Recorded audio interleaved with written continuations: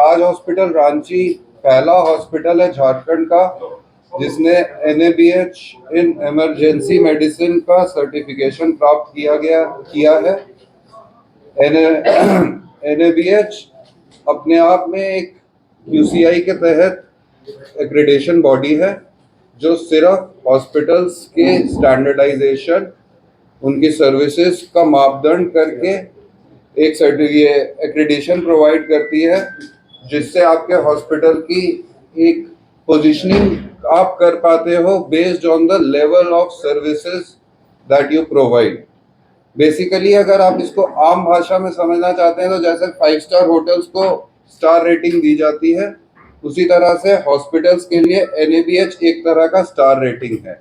NABH के एक full accreditation होती है और एक एंट्री लेवल एक्रेडिशन होती है। एंट्री लेवल एक्रेडिशन एक बहुत बेसिक स्टैंडर्ड्स में किया जाता है, बट फुल NABH को बहुत डीपली देखा जाता है। हमारे साथ हैं डॉक्टर वीरेंद्र कुमार जो हमारे मैनेजिंग डायरेक्टर हैं। ये आपको NABH क्या होता है पहले इसका एक ब्रीफ में समझाएंगे। और डॉक्टर वीरेंद्र, प्रबंध निदेशक राज्य अस्पताल। NABH क्या होती है, जैसे सर ने बताया, मैं इस पर कुछ प्रकाश डालता हूँ। जैसे जैसे इंडिया में हम तरक्की करते गए और 1990 के दशक में बहुत सारे कॉर्पोरेट हॉस्पिटल्स, बहुत सारे एजुकेशन इंस्टीट्यूट्स ऐसा खुलने लगे। 1992 आते आते सरकार को ये महसूस हुआ कि कोई ऐसी एक बॉडी नहीं है, कोई ऐसी बॉडी जो मानकों को, मूल्यों को, उद्देश्यों को एक जगह संग्रहित करे और सर्विसेज के सेक्टर में, खासकर स्वास्थ्य और शिक्षा, इसके सेक्टर में उनके प्रोसेसेस को समझे, उनके प्रोसेसेस को गाइड करे और उन मूल्यों की तरफ से, उन उद्देश्यों को लेकर उनका अवलोकन भी करे, आकलन भी करे, परमिशंस भी उन्हें दे और इसके स्टैंडर्डाइज करे, ताकि जिस तरह से ये इंडस्ट्री आगे बढ़ रही है तो जनता को भी उनका उचित लाभ मिले। हॉस्पिटल्स के क्षेत्र में कहूँगा तो पेशेंट्स को, डॉक्टर्स को और हॉस्पिटल्स को भी इसका बेनिफिट मिले और सबके लिए सामान्य चिकित्सा का एक मूल्य आए, गुणवत्तापूर्ण चिकित्सा का एक मूल्य आए। इसको ध्यान में रखते हुए क्वालिटी काउंसिल ऑफ इंडिया का गठन किया गया। क्वालिटी काउंसिल ऑफ इंडिया 1996 में इसका प्रादुर्भाव हुआ है। सोसाइटीज एक्ट के तहत इसे रजिस्टर किया गया है। ये एक ऑटोनॉमस बॉडी है। PCI को हम हिंदी में जैसे जानते हैं भारतीय गुणवत्ता परिषद कहते हैं इसे। It is an autonomous body under government of India और ये ministry of commerce and industries के अंदर इसकी फंक्शनिंग होती है। कोई भी सरकार हो, कोई भी स्टेक होल्डर्स हो, इसकी ऑटोनॉमी है ताकि ये वैल्यूज़ के तहत, पॉलिसीज़ के तहत और अपने मापदंडों को, मानकों के तहत निर्विरोध और इंडिपेंडेंट रूप से एथिक्स और वैल्यूज़ को ध्यान में रखते हुए, प्रोसेसेस को ध्यान में रखते हुए, वैज्ञानिक तौर तरीके ध्यान में रखते हुए हॉस्पिटल्स, एजुकेशनल इंस्टीट्यूट्स और भी कोई ऐसे सर्विस प्रोवाइडर्स हैं उसका जो है मूल्यांकन करें, उनको परमिशंस दे, ग्रांट करें और उनको सपोर्ट करें। क्वालिटी काउंसिल ऑफ इंडिया जब 1996 में बनी तो गवर्नमेंट को इसका सपोर्ट चाहिए था। एसोचैम, FICCI और CII ने मिलके इनके प्रोमोटर्स का रोल लिया और इन बड़े बड़े संस्थाओं ने क्वालिटी काउंसिल ऑफ इंडिया को सपोर्ट किया। 2006 आते आते ऐसा प्रतीत हुआ, चूँकि हॉस्पिटल्स हो, एजुकेशन इंस्टीट्यूट्स हो, कुछ ऐसे सर्विस प्रोवाइडर्स हो, ये सारे इतने स्पेशलाइज्ड एरियाज़ हैं, इतने ज़्यादा विशिष्ट एरियाज़ हैं कि एक क्वालिटी काउंसिल ऑफ इंडिया एक बॉडी से इसे पूरी तरह से संभाल नहीं पाए। लिहाजा इसको देखते हुए और इंडस्ट्री में ग्रोथ को देखते हुए, एक्सपेंशन को देखते हुए, इन्वेस्टमेंट्स को देखते हुए, जैसे बहुत सारे हॉस्पिटल्स और इंस्टीट्यूट्स आने लगे तो अलग अलग इंडिपेंडेंट फोकस बॉडीज़ का भी गठन किया गया। 2006 में इसी तरह से बहुत सारे डिस्कशंस के बाद NABH का गठन हुआ।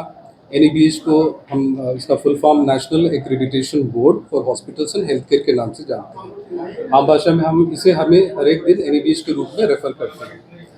NABH का मेन पर्पस था सिर्फ हॉस्पिटल्स और हेल्थ केयर प्रोवाइडर्स को फोकस करते हुए उनके लिए उनके मूल्य, उद्देश्य और मानक को गढ़े। इनमें डॉक्टर्स, नर्सेस और बिजनेसमैन, स्टेक होल्डर्स, प्रोमोटर्स, जैसे मैंने बताया, सारी टीम जुटी सरकार के अंदर। क्वालिटी काउंसिल इंडिया की सरपरस्ती के अंदर एक ऑटोनॉमी के साथ परफॉर्म करने का फैसला लिया और ये कमेटी गठन हुई, इस बोर्ड का लॉन्च हुआ। NABH 2006 से हमारे इंडिया में है और इसे बाहर के देश भी अपना रहे हैं। 2006 में जब NABH आई तो उसके बाद इसके कई संस्करण आए। आते आते जो है हम अभी ये कहना चाहेंगे कि 2023 फरवरी में हमने NABH हॉस्पिटल्स पूर्ण रूप से प्राप्त किया है और उसके बाद हमने NABH इमरजेंसी भी किया, जैसा सर बता रहे थे। इस राज्य में, स्टेट में हम केवल एकमात्र हॉस्पिटल हैं जो NABH इमरजेंसी हैं आज की डेट पर। इमरजेंसी की NABH क्यों आगे बढ़ाई गई, जिस तरह से क्वालिटी काउंसिल ऑफ इंडिया के अंदर NABH 2006 में बना, 2016 में आपातकालीन चिकित्सा सेवाएं। अगर आप चिकित्सा को उसका विश्लेषण करके देखोगे कि हम कब हॉस्पिटल जाते हैं, मेजॉरिटी समय हम आपातकालीन किसी अवस्था में हॉस्पिटल जाते हैं। बाकी छोटे clinics, nursing homes, independent practitioners, हमारा बाकी काम हमारा उससे हो जाता है।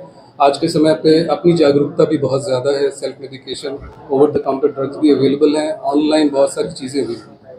लेकिन आपातकालीन सेवाएं ऐसे नहीं दी जा सकती। हॉस्पिटल्स का फोकस, उनके रिसोर्सेज का फोकस इसके प्रति खास कर हो कि आपातकालीन लाइफ सेविंग ट्रीटमेंट जो है, जहाँ पे कोई ट्रॉमा हो जाए या फिर आपको फीवर्स हो या फिर आप किसी एपिडेमिक से सफ़र कर रहे हो, पब्लिक हेल्थ हो या इंडिविजुअल हेल्थ हो, एक व्यक्तिगत स्वास्थ्य हो या तो समाज का स्वास्थ्य हो, वो सबसे पहले किसी भी अस्पताल के इमरजेंसी में मोस्टली लैंड करता है। 60 to 70% ऑफ द टाइम ऐसा ही इंडिया में हो रहा है।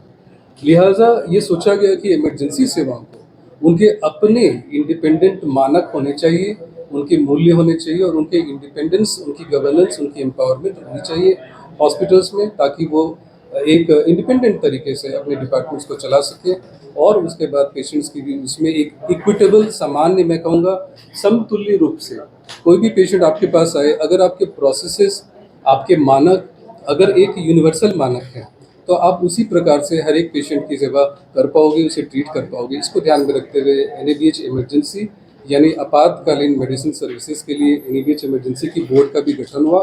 2016 से ये स्टैंडर्ड्स इंडिया में उपलब्ध हैं। हमने इसमें रुचि लेते हुए कि हमारे हॉस्पिटल जब संपूर्णतः NABH हो चुका है, हम अपने आपातकालीन सर्विसेज को खासा ध्यान देते हुए उसमें भी हम लोगों ने पहल किया और हमारे doctor Shyam, head of the department, यहाँ अवेलेबल है, आगे वो आपको कहेंगे। मैं इसमें ये कहना चाहता हूँ कि इसमें 49 मानक और 225 उद्देश्य रहे हैं, जिस पे हॉस्पिटल्स को, हमारे हॉस्पिटल को जांचा गया है और इस पे हम उत्तीर्ण हुए हैं। तो NABH के साथ साथ अब हम NABH इमरजेंसी मेडिसिन में राज्य के एकमात्र हॉस्पिटल के रूप में सामने आए हैं। हमारा उद्देश्य इसमें कॉन्फिडेंस और ट्रस्ट बिल्ड करने का है, हमारी टीम्स को एम्पावर करने का है और एक एथिकल वे में अपने ट्रीटमेंट और इलाज को जारी रखने का है, सारे स्टेक होल्डर्स को लेते हुए। इसके साथ वो डॉक्टर्स हों, पेशेंट्स हों, समाज में कोई भी कार्यकर्ता हो, कोई भी थर्ड पार्टी हो या हम खुद क्यों ना, ये एक साझा जिम्मेदारी है और इसको हमने समझा और इसमें हमने पहल की। सर, मैं अब इतना कहता हूँ और बाकी अगर कोई प्रश्न हो फिर डॉक्टर श्याम से मैं अनुरोध करूँगा, हमारे head of the department emergency medicine, कि वो बताएं कि इसका कैसे लाभ डिपार्टमेंट को हो रहा है। धन्यवाद। हॉस्पिटल्स इमरजेंसी में ही जाते हैं तो इमरजेंसी का दायित्व तो बहुत ज़्यादा बढ़ जाता है। ऐसे में इमरजेंसी के डॉक्टरों का भी दायित्व तो बहुत ज़्यादा बढ़ जाता है कि लोगों का कैसे संपूर्ण इलाज इमरजेंसी में हो, क्योंकि इमरजेंसी में कोई भी पेशेंट आता है तो बड़ा क्रूशियल होता है, टाइमिंग, मेडिकेशन, एवरीथिंग। तो हम लोग ये चीज़ें कर रहे थे। अगेन फिर हमारे दिमाग में आया कि क्यों ना हम अपने इमरजेंसी को NABH एक्रीडेटेड करवाएं, सर्टिफिकेट करवाएं, क्योंकि अगर जो हम काम कर रहे हैं और वो गुणवत्ता में हम काम कर रहे हैं तो उसका सर्टिफिकेशन भी हमें चाहिए। जैसे इमरजेंसी में हमारे पास ट्रॉमा के पेशेंट्स आते हैं, कार्डियक पेशेंट आते हैं, स्ट्रोक के पेशेंट आते हैं। जो स्ट्रोक के पेशेंट विंडो आवर में जो पहुँच जाने चाहिए इमरजेंसी में, और वैसे पेशेंट अगर हमारे पास 4.5 घंटे के अंदर आ जाते हैं तो हम लोग उनको इमरजेंसी में एक प्रक्रिया होती है थ्रोम्बोलाइजेशन, वो हम उसको इमरजेंसी में ही अपने न्यूरो टीम या कार्डियक है तो कार्डियक टीम के सहयोग से हम इमरजेंसी में थ्रोम्बोलाइज करते हैं। अगर कोई पेशेंट कंप्लीट हार्ट ब्लॉक में आया है तो उसको अर्जेंट PPI की आवश्यकता होती है, वो हमारे इमरजेंसी में अर्जेंट PPI हम लोग डालते हैं और पेशेंट को सिक्योर करते हैं। सेम जैसे हमारे पास RTA के केसेस आते हैं, एक्सीडेंटल केसेस, उनका तुरंत से इलाज शुरू करना, सारे इन्वेस्टिगेशन करना। तो हमने एक प्रोटोकॉल बना रखा है कि हमारे पास अगर कोई आरटीए का पेशेंट आता है, उसके इतनी देर में एक्सरे हो जानी चाहिए, इतनी देर में सीटी स्कैन होनी चाहिए, इतनी देर में हमारे नर्सेस को असिस्ट कर लेना चाहिए, इतनी देर में हमारे डॉक्टर्स को असिस्ट करना। तो हमने वो एक प्रोटोकॉल बनाया है। वो प्रोटोकॉल के बाद हम एनएबीएच के पास गए और एनएबीएच ने हमें सर्टिफाई करके और स्ट्रेंथन किया है कि हम एक एग्जाम्पल और बाकी लोगों के लिए, जैसा कि आपातकालीन विभाग पे बहुत ज्यादा प्रेशर भी होता है और बहुत ज्यादा दायित्व होता है, तो हम बाकी के लोगों को भी ये मैसेज देना चाहते हैं कि एक प्रोटोकॉलाइज्ड वे में काम करना चाहिए इमरजेंसी में, ताकि लोगों को ज्यादा लाभ पहुंच सके। Thank you doctor Shah. एक सवाल है साहिब साहब से जी। कि आपका